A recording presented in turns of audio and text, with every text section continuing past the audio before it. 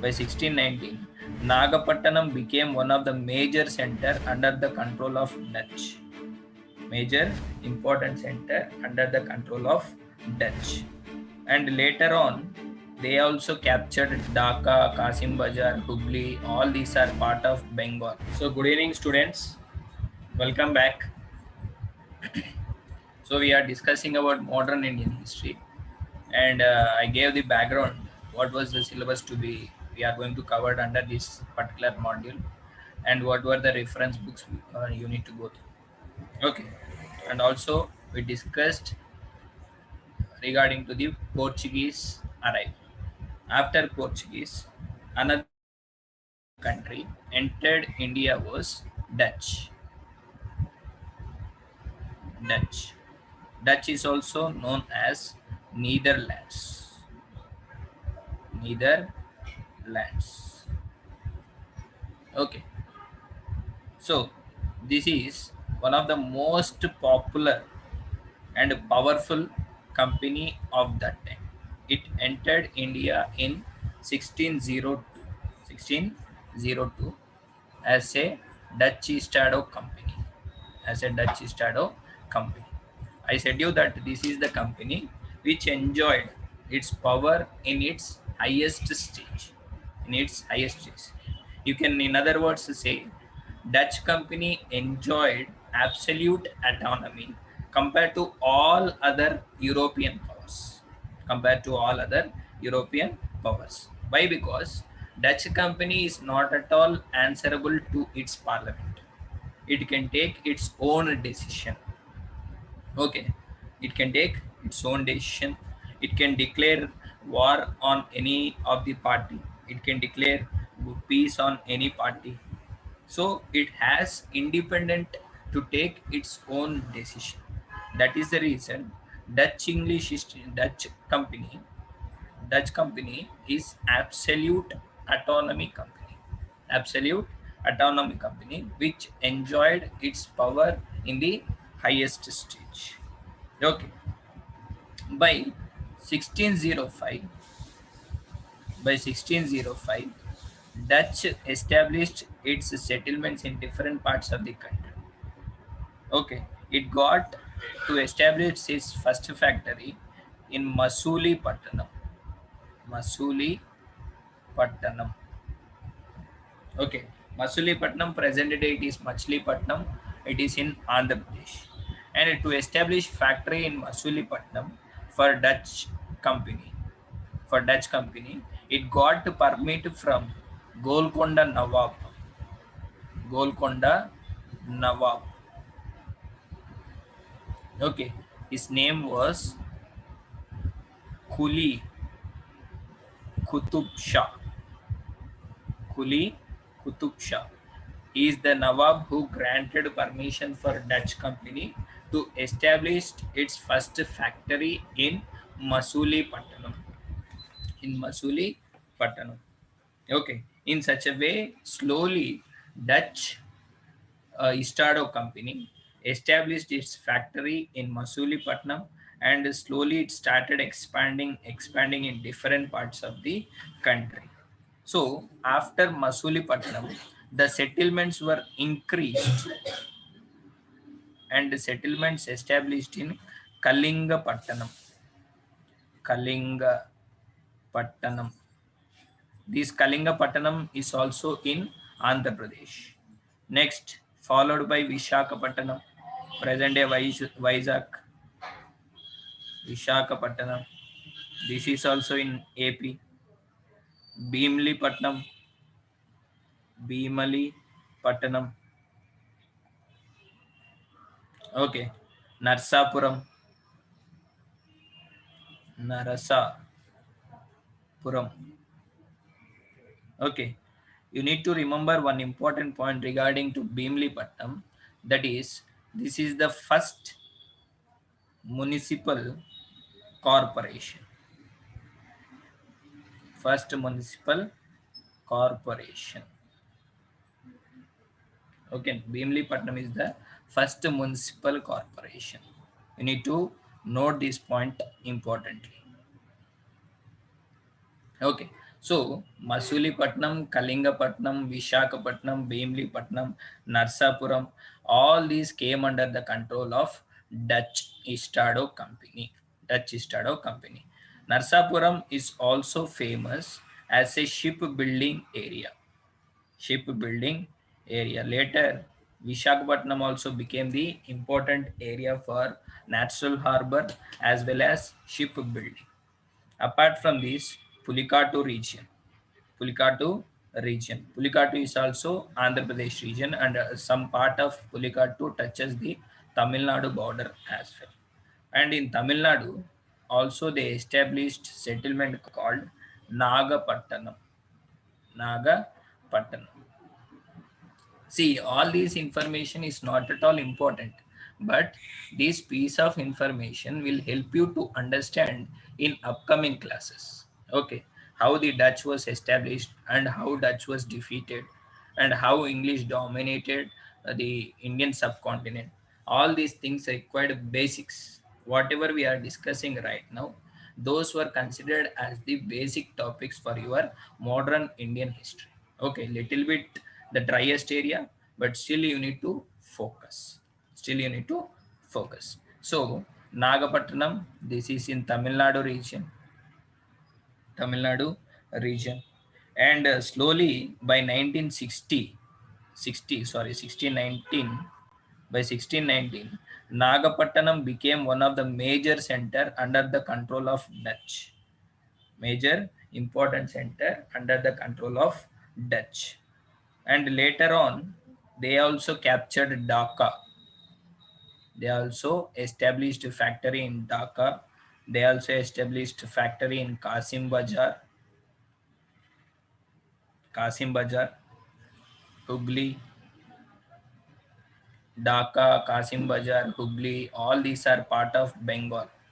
Remember, Bengal means not a simple Bengal. Bengal means in those days, it is a combination of Bihar, Odisha, and Assam, all put together called as Bengal.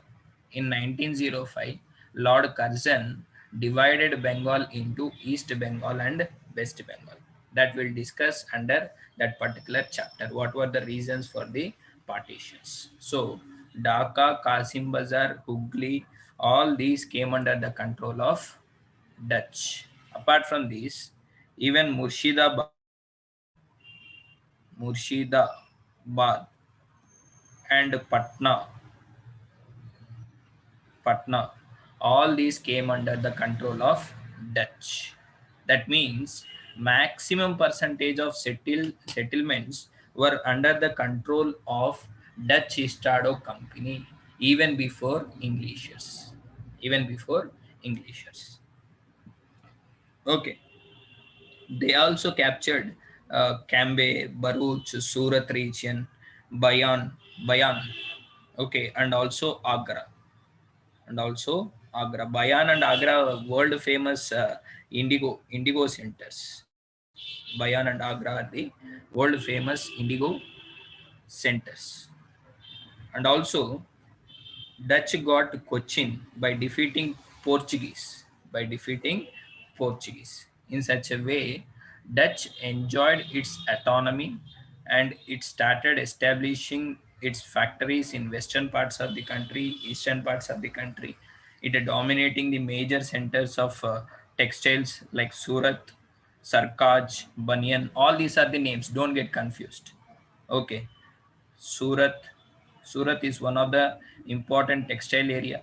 Okay. Sarkaj. It is also one of the popular textile area. Bayan. Bayana is also one of the textile area. Agra. It is also one of the textile area. In those days, Europeans, apart from spices, they also looking for various textiles like indigo, because still artificial dye was not discovered or not invented. That is the reason they are very much interested to have the natural dye. To have natural dye, you required indigo plant. So indigo plantation was encouraged in India for the purpose of getting more and more percentage of indigo.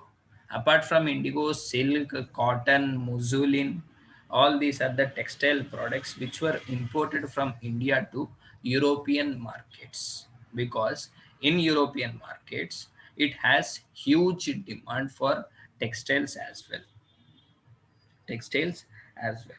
So coming to the trade of Dutch, coming to the trade of Dutch, intra intra Asian and Euro Asian trade was carried by the Dutchish people. Dutchish people, they carried intra Asian trade and as well as Euro Asian trade. Euro Asian trade.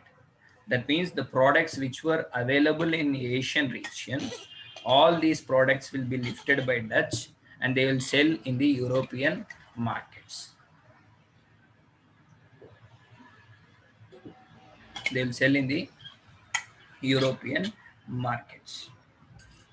But primarily, Dutch never interested in Indian subcontinent. It was completely interested in Indonesia trade.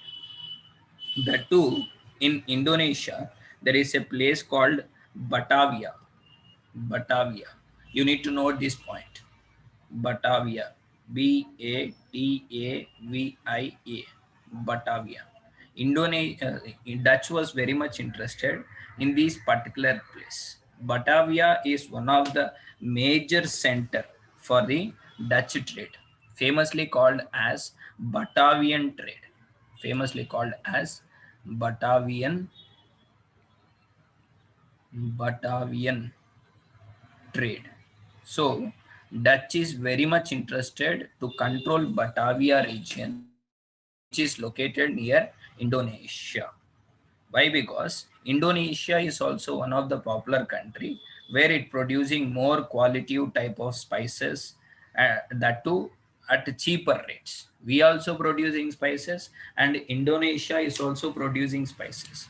So when you compare the prices with India, Indonesia spices were less cost compared to Indian spices. Indian spices. So Dutch is very much interested in Indonesia region rather than India. But also Dutch also captured the settlements in India and established factories in different parts of the country like Surat, Masulipatnam, Nagapatnam, Bhimlipatnam, Narsapuram, Pulicat, okay, etc. etc. Okay. Finally, Dutch exported large number of textiles from India to European markets. Textiles like silk, cotton, silk, cotton, muslin, indigo. These are the various textiles which were exported by Dutch to the European markets. European markets. Okay. And finally, Dutch has to fight with English East India Company in 1759, called in Battle of Bedera. Battle of Bedera. In this Battle of Bedera 1759, Dutch was defeated in the hands of Englishers. But after defeating in the hands of Englishers, both were entered into agreement that the settlements of English which were in Indonesia, these settlements would be handed over to Dutch. In return, the settlements of Dutch East India Company in India would be handed over to Englishes. It is a mutual agreement between Dutch and English. What is the agreement? What is the agreement? It is a mutual agreement between Dutch and English. Indonesians settlements would be handed over to Dutch and Indian settlements would be handed over to English. This is the agreement which was taken place between Dutch and English. In such a way, Dutch left India and restricted to Indonesia islands. And interestingly, English got many number of settlements which were under the control of Dutch, which were under the control of Dutch. Okay. So in such a way, Dutch picture has been completed in India. In India. So first European country entered India was Portuguese, followed by Dutch, followed by Dutch, and after Dutch, English company came into picture. English company came into picture. So now we are going to discuss about English. Now tell me, what do you know about this English company?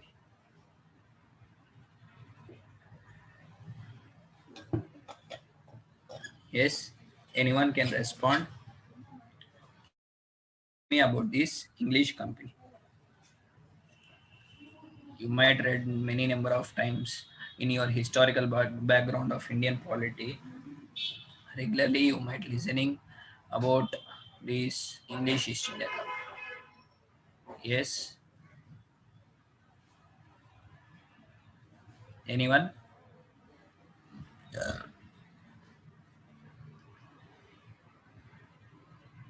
No answer. Are you there?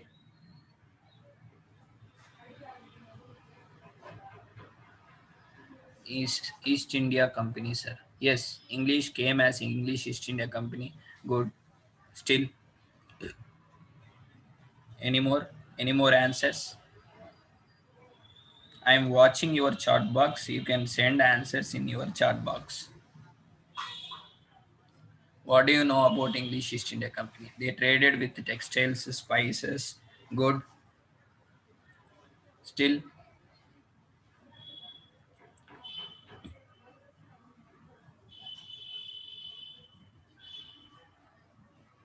okay, fine, fine. So, English East India Company. Actually, up to 1813, we couldn't call it as English East India Company.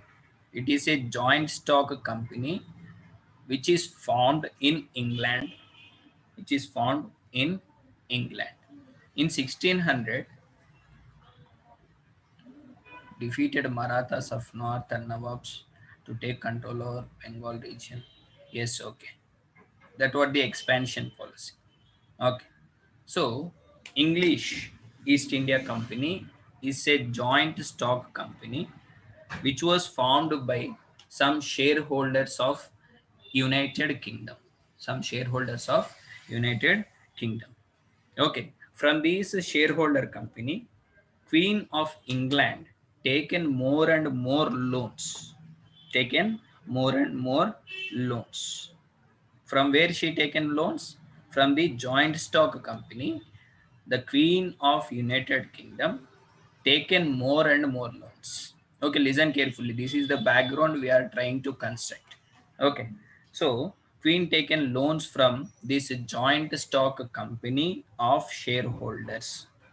So in that favor, this joint stock company demanded the Queen, you either repay the loan or provide us a charter for having a monopoly rights, for having a monopoly rights, monopoly rights to trade with eastern parts of the country, eastern part of the country.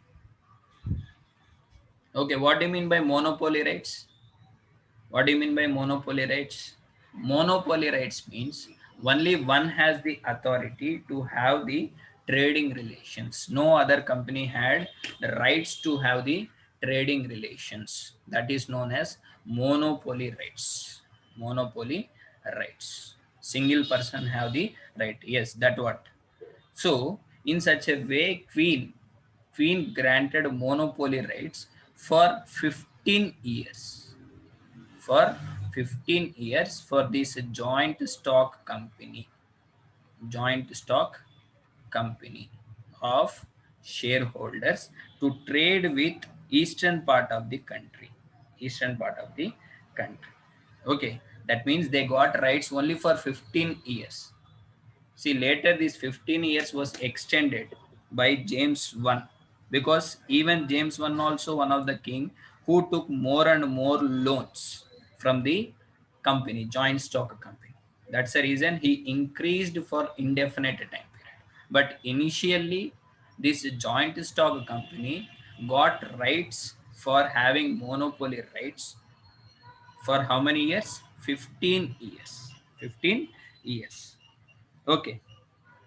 So in 1608, one person under the representative of joint stock company named Captain Hawkins. Captain Hawkins. In which region, sir? To do trade with eastern parts of the country. That what Indonesia, Asian countries, particularly with Asian countries. That what the agreement. But English was very much interested to enter India because of its wealthy in nature. So it took over India rather than Indonesia and archipelago islands. They took over Indian subcontinent because India is one of the wealthiest country of that time. Okay, clear? Sayyar Khan, clear? Yes, good. So in 1608, Captain Hawkins visited the court of Mughal Emperor Jahangir to have the permission. But Jahangir rejected to grant permission for Captain Hawkins, because straight away Captain Hawkins came to the court of Jahangir and directly demanded, Jahangir, Nawab, you just provide us the permission to have the factories in India. So that is the reason that was not acceptable for an emperor, because if you need to get permission from emperor, you need to please him, you need to request him. If you order an emperor, definitely he will reject your request. So same thing was happened for Captain Hawkins, because straight away he came to the court of Jahangir and demanded for having the permission for establishing the factories in India. But Jahangir rejected the permit for Captain Hawkins for this joint stock company. Okay, that is one of the objective question previously.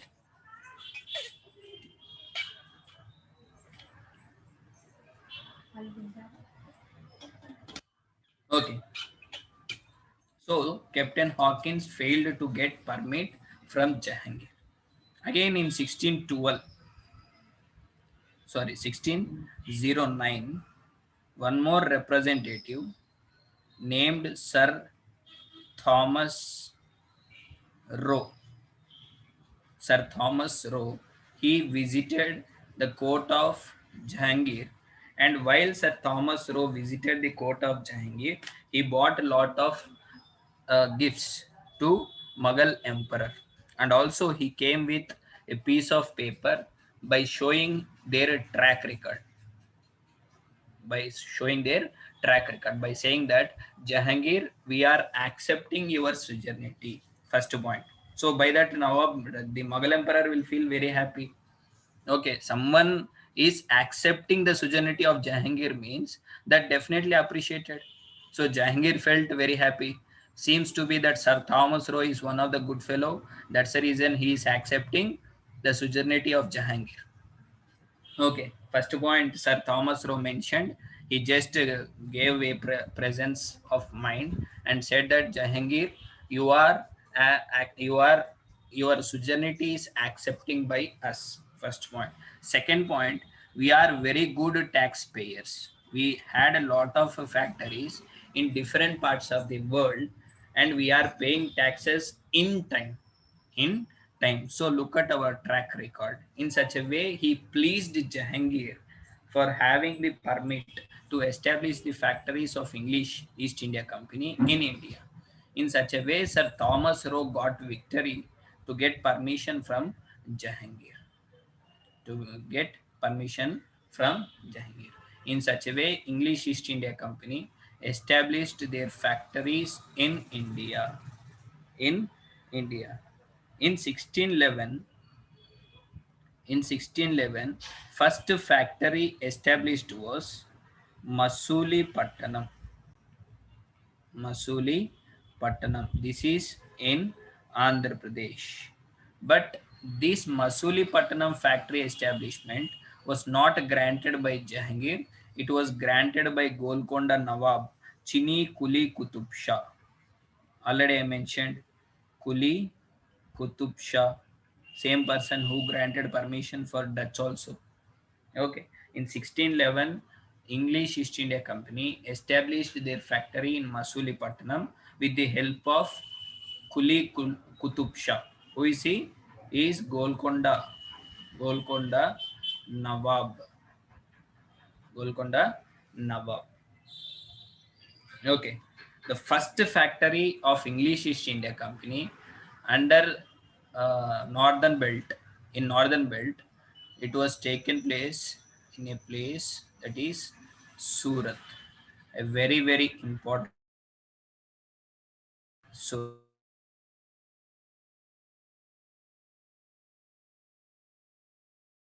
Textile center.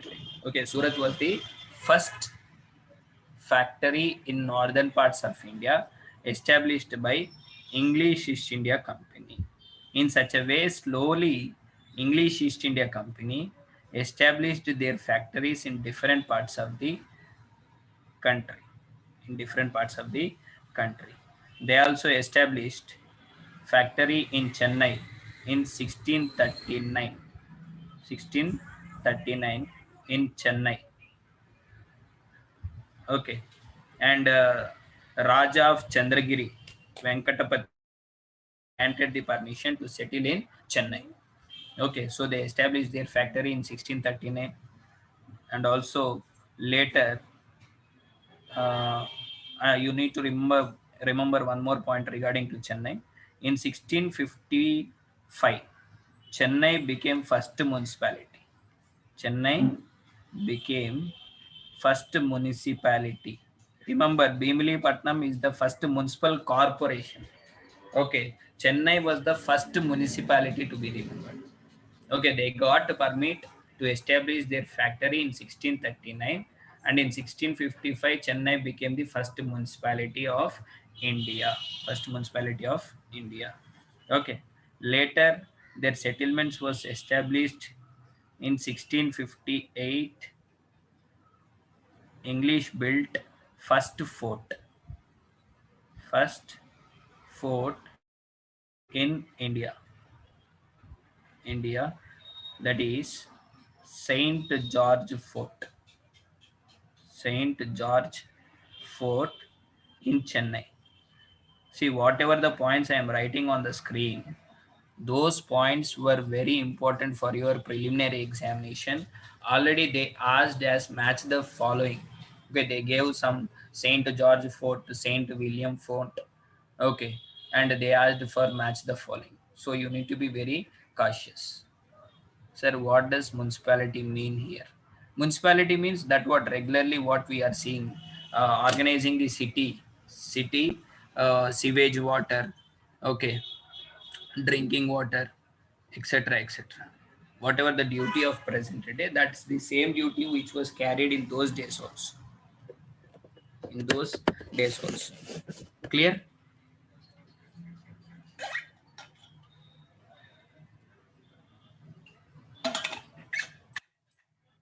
To administer a city regarding its sewage, drainage water, drinking water, purifying the water, etc., etc. Okay, so in 1658, first fort was built in India. That is Saint George Fort, located in Chennai. Very very important, my dear students. Mark it because previously it asked in UPSC examination. You please go through the previous year's question paper. You will come across match the following types of questions. In that match the following types of question, one side they gave forts and the other side they gave the locations. St. George Fort was the first fort which was constructed in 1658 and it is located in Chennai. Again, I'm repeating the same point. First fort in India, St. George Fort. St. George Fort located in Chennai. Okay. After that, they also established their power in 1658 in Madras Presidency. Madras Presidency. That means English started dominating Madras region. Madras region.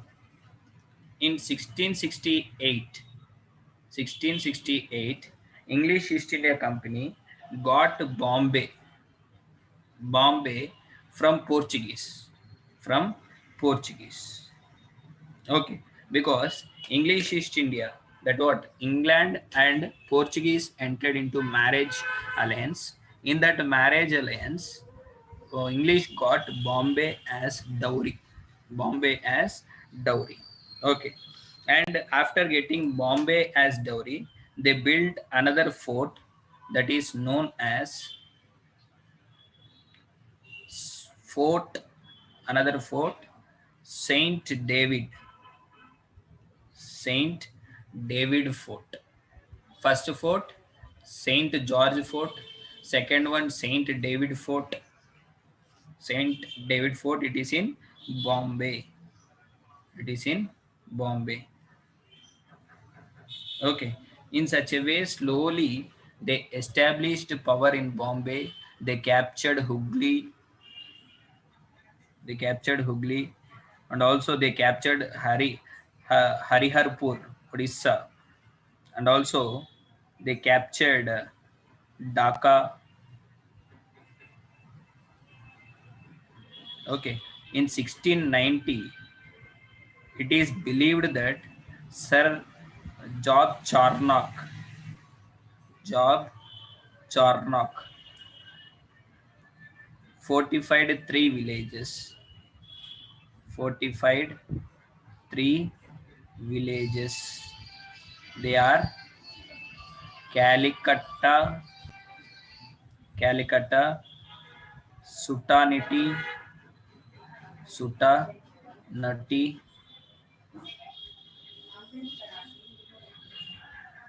Satanaui, Sutaniti, and Govindapur. Govindapur. And present day, these three together called as Kolkata. Kolkata. Okay. So city Kolkata was founded by Job Charnock by fortifying three villages. Those three villages were Calicut, Sutaniti, and Govindapur. Govindapur. That became the Kolkata city of present day. Present day. In 1700, in 1700, in Kolkata, Fort William, Fort William was constructed. Was constructed. Okay, so you are coming across three different forts. One is Saint George Fort, Saint David Fort, Saint Fort William. Fort means it's like a protection walls. It's like big fortified walls, boundary walls. For suppose if this is the house, if this is the house, a big boundary wall would be constructed around that house. This is known as a fort. Okay. Is your ancient India completed? Is your ancient India completed? No, sir. No. Okay. In your ancient India, you'll come across these construction called forts. Forts means a big boundary walls. Big boundary walls. So you will come, and up to now you came across three different forts. One is in Chennai, one is in Bombay, other one is in Kolkata. Okay, the first fort is Saint George Fort in Chennai. Second one is Fort David in Bombay, and Fort William in Kolkata. Sir, when you say capture, how is it like with battle? If yes, who were their soldiers? Captured in the sense still they did not entered in the battles. Okay, still they did not entered in the battles. Just they captured the territories. Okay, small territories came under the control of Englishes, and these territories becoming fortified. That means boundary walls were constructing by the Britishers for protecting themselves, for protecting themselves from the attacks of other European countries. Okay, we'll discuss that also. Under expansion policy, we'll discuss what is happened due to this fortification. Due to this fortification. Yes, any doubt?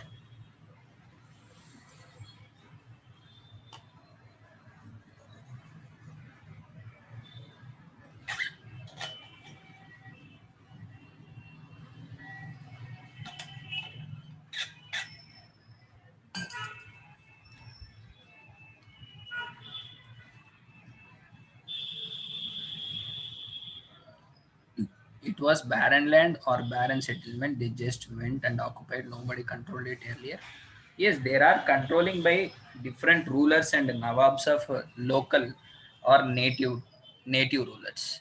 They will interesting factor of English is that they will please the format initially. After getting land, slowly they will fortify. They will secure their boundaries by constructing big walls around their settlements, around their factories, by saying that we had a threat from the other European merchants, so we are protecting our raw product, which was purchasing, which was procuring from Indian markets. In such a way, they blamed the local masters. So local masters will feel that okay, they are protecting or they are constructing the fort walls for the purpose of protection purpose. Okay, clear?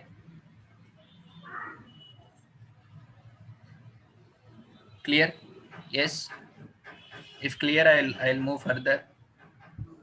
Yes, it's clear, sir. Okay, fine.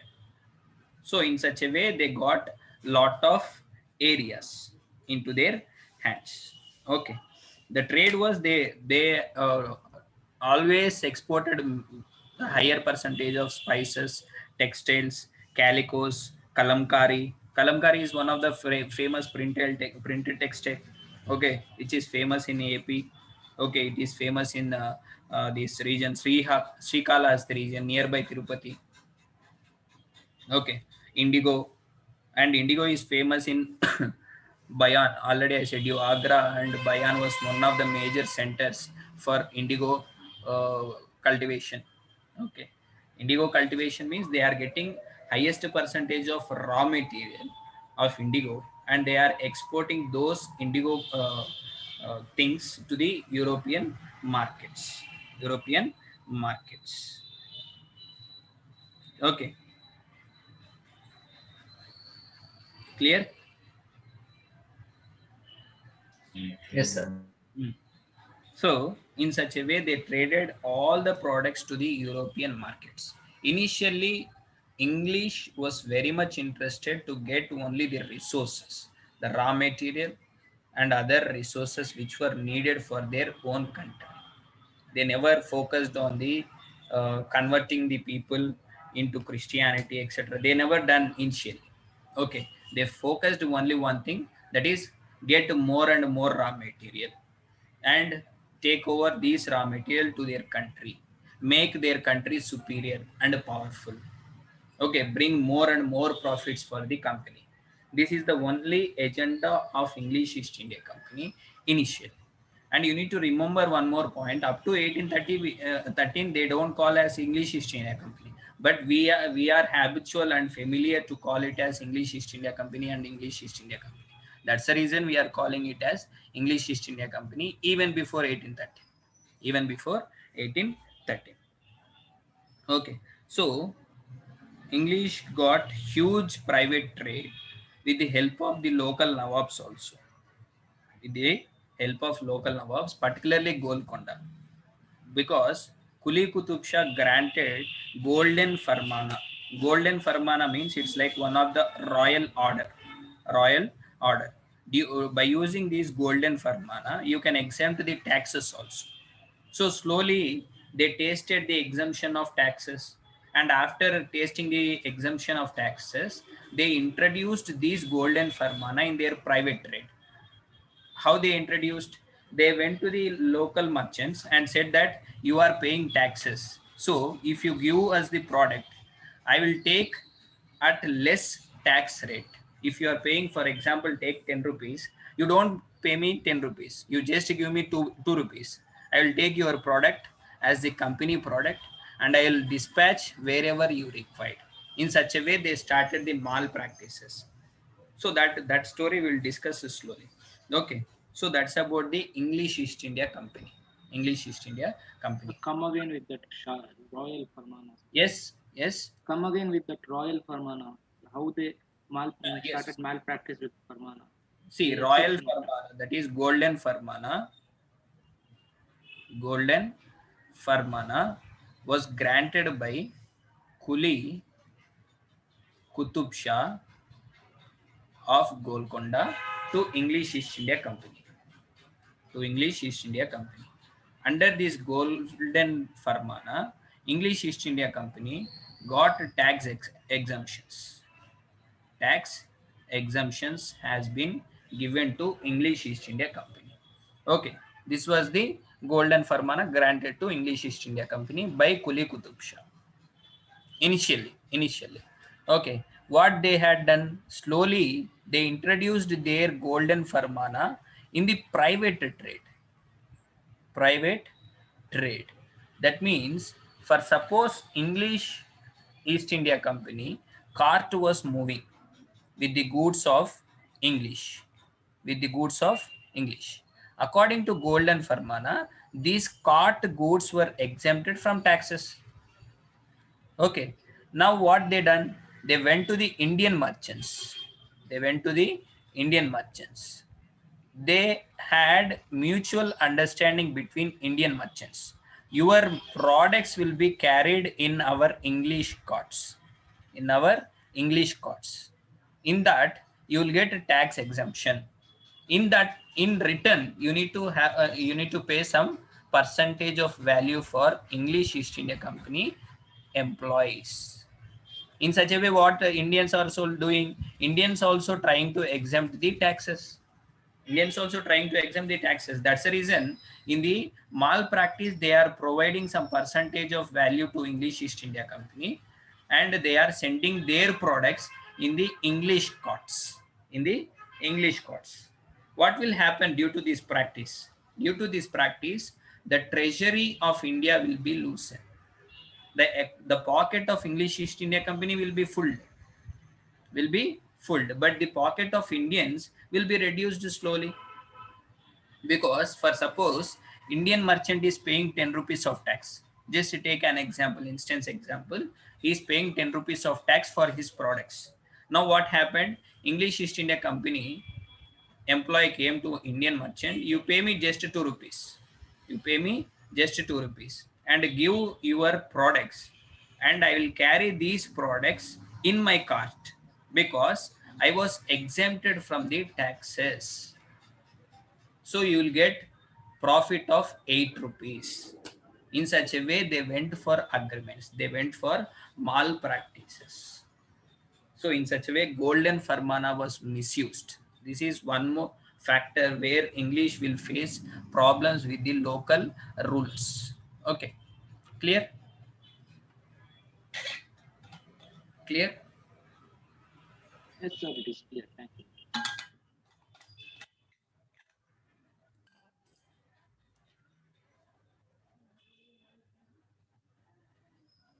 Clear? Can I move ahead? Yes, sir. So after this, so these are the malpractices which are going to be carried by English East India Company, and slowly they will blame Indian native rulers, and they will wage wars, and different battles will be conducted. That will be read under separate chapter. Here just we are discussing the arrival of Europeans.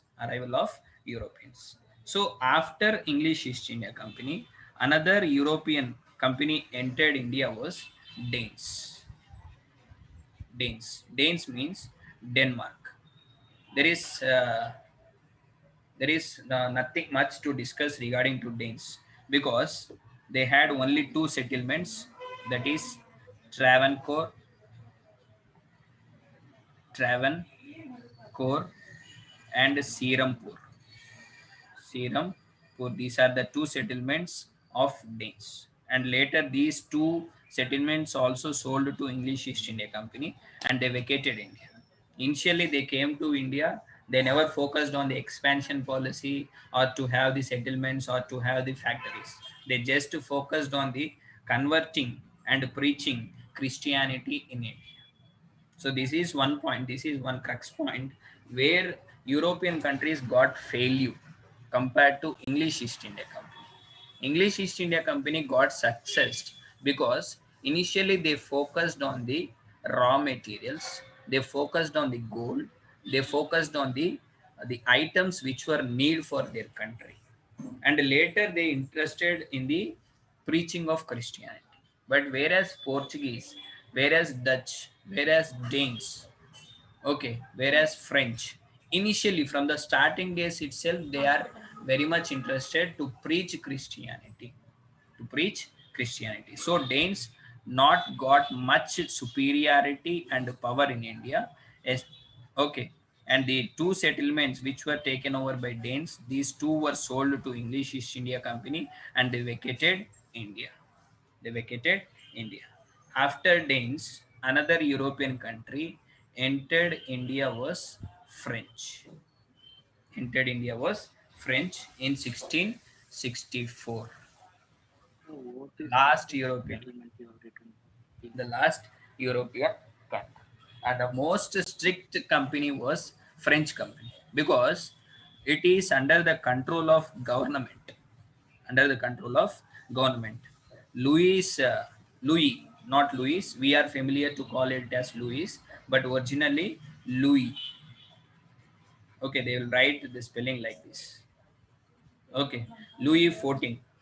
Okay, his financial minister Jean Cobalt, his finance minister Jean Colbert, he is the person who founded the company, French company. It is a government company. That is the reason there are strict rules and regulations on this French company. Okay, and it entered India and established its factory in 1666 at a place called Surat. See, every European country first interested in Masulipatanam as well as in Surat. In northern belt of India, Surat is famous for its textiles region. In same Masulipatanam of Andhra Pradesh is also famous for textile region as well as port region. Okay, for exporting and importing, you required ports. That was the target. That is the reason they selected such major centers by the European colonial masters. Okay, so in 1666, Surat was the first factory established by French. Established by French. After Surat, they established in Yanam. Yanam. It is in Andhra Pradesh. Pondicherry, present day we used to call as Puducherry. Okay, Pondicherry, it is in Tamil Nadu. Okay, and Karaikal, it is also in Tamil Nadu, and Mahi. All these put together called as Pondicherries. Pondicherry or Puducherry. Yanam, it is in AP. These two were in Tamil Nadu. Mahi, it is in Kerala. Mahi, it is in Kerala. These are the settlements of French Estado Company in India. In India. Okay. And the most popular thing was French and English was the continuous rivalries, which resulted Carnatic Wars. Carnatic Wars 1, 2, and 3. There are three Carnatic Wars. In these three Carnatic Wars, French shattered its fate and it restricted only to the place called Puducherry. and English enjoyed its supremacy in India. English enjoyed its supremacy in India. Okay. First Carnatic War from 1746 to 48. First Carnatic War. Second Carnatic War, it is from 1749 to 1753. Okay. And the final Carnatic War, third Carnatic War, the important Carnatic War, that is 1756 to 1763. Even this is called as 7 years of war. 7 years of war. Okay, so this is the chapter regarding to arrival of European countries into India. First European country, Portuguese, followed by Dutch, followed by English, followed by Danes, and finally French. And every power was defeated by English East India Company, and English East India Company established its supremacy in India. So next chapter we are going to discuss is about the Carnatic Wars. About the Carnatic Wars. After completing the Carnatic Wars, we'll look into the matters of British imperialism. British imperialism. Under British imperialism, we'll discuss Battle of Plassey, Battle of Buxar, and also Anglo-Mysore Wars. Anglo-Mysore Wars. Up to here, if you have any doubts, you can ask. This is the chapter about arrival of Europeans. Arrival of Europeans. Any doubts, you can ask. Sir, I have a doubt from last class. Mm-hmm. Sir, can you brief about the Battle of Swally again? Battle of Swally. Battle of Swally. Actually, Portuguese.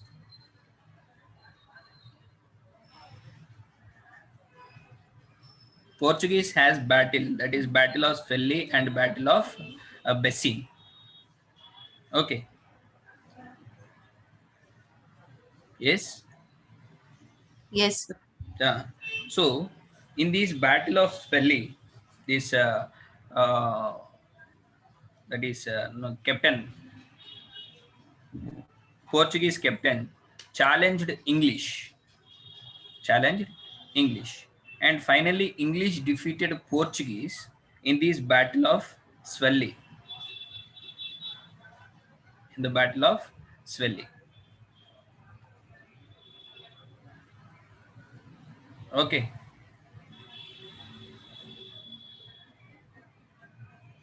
Yes, sir. Actually, there is one more background. Portuguese actually dominating the western parts of the country. Okay, already they are dominating a little bit politics of Mughal emperor also. In such a way, Portuguese forced Dutch and English to move away from Masulipatam. Move from Masulipatam. But English was not at all interested to move from Masulipatam because Masulipatam is one of the major center for trading, exporting and importing. It is one of the port area and also one of the textile area. Okay, so that resulted for clashes between Portuguese and English.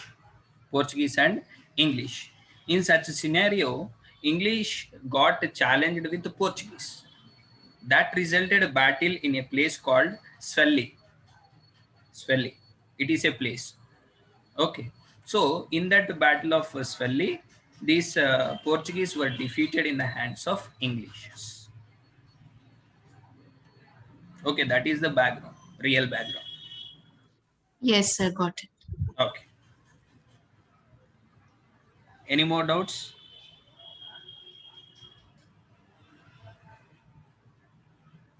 Any more doubts?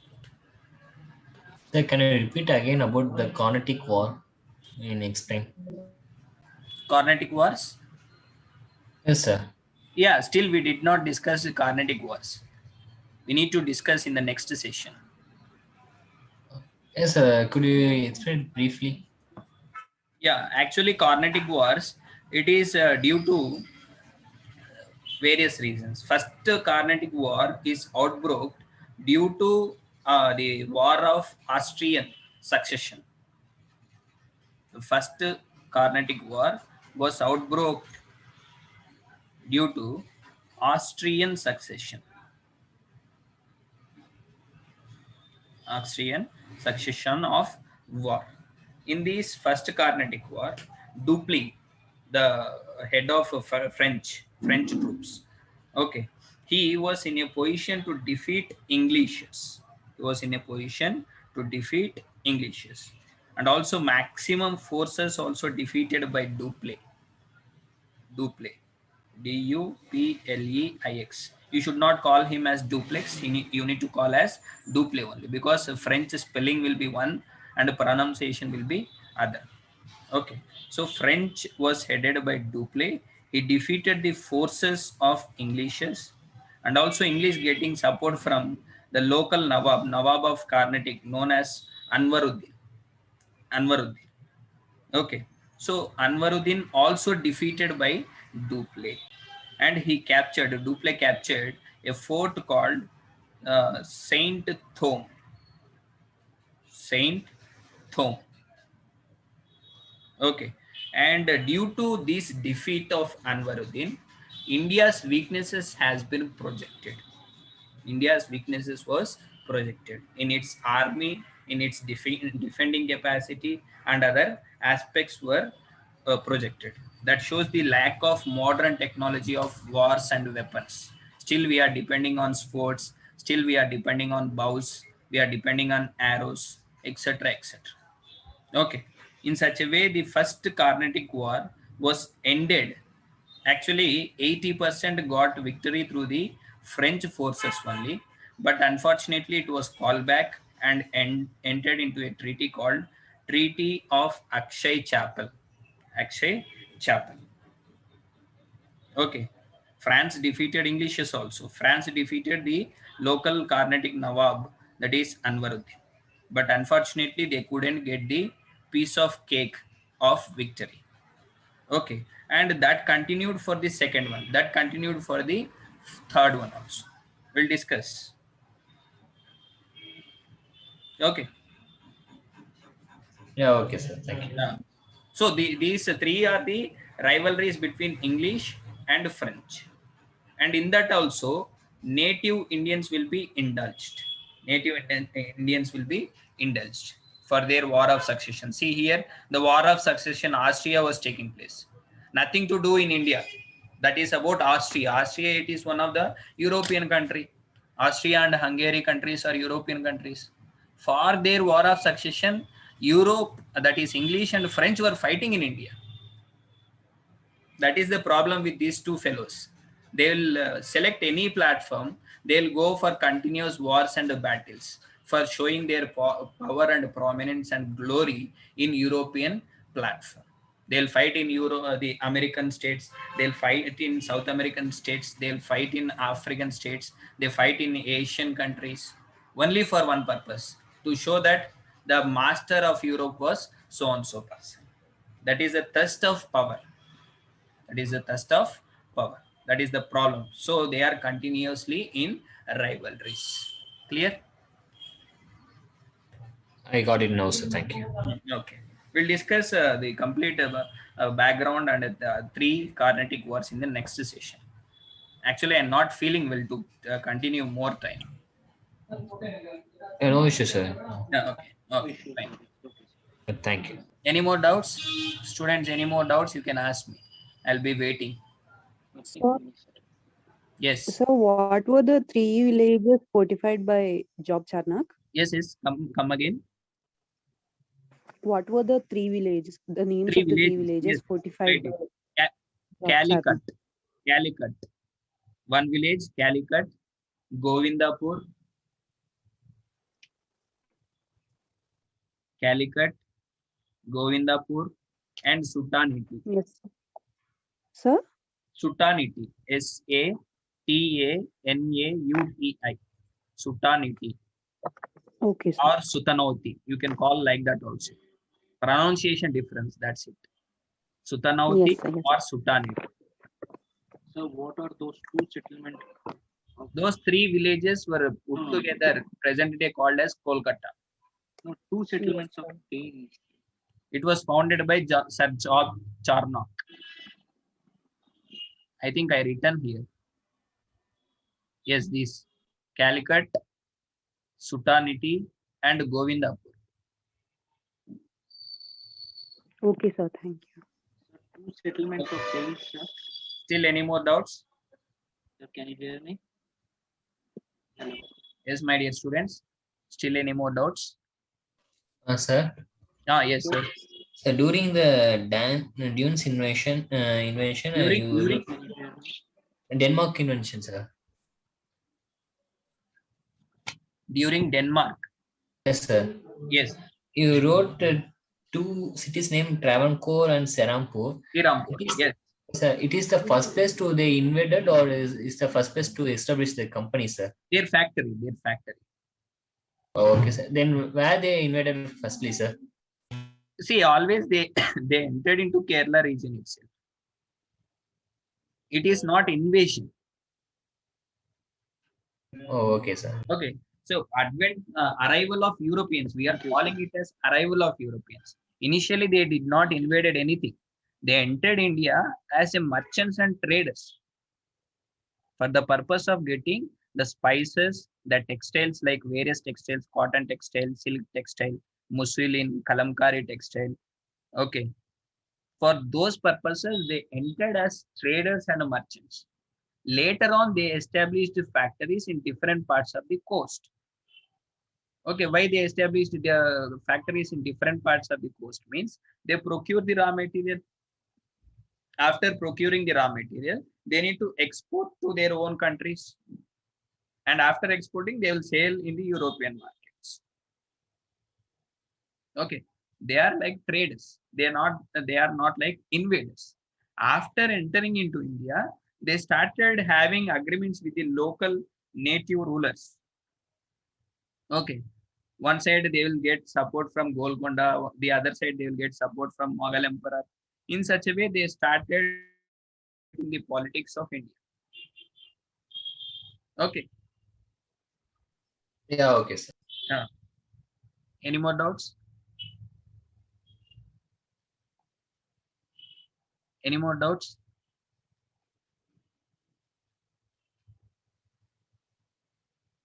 Yes. If you can't ask, even you can send me. Yes. No issue.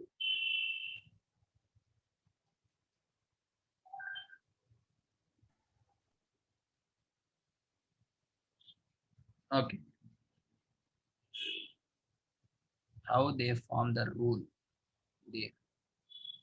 That's previous question. So I think all doubts are clear. Okay. So we Yes. completed the first chapter, that is arrival of European countries into India. Next, we'll discuss about the British imperialism, or you can call it as expansion policy of British. Expansion policy of British. Under that, the first and foremost important one is Bengal. Okay, we'll discuss that in the next session. Before discussing the Cartic War 1, 2, 3, we'll enter into that expansion policy of British. Okay, thank you.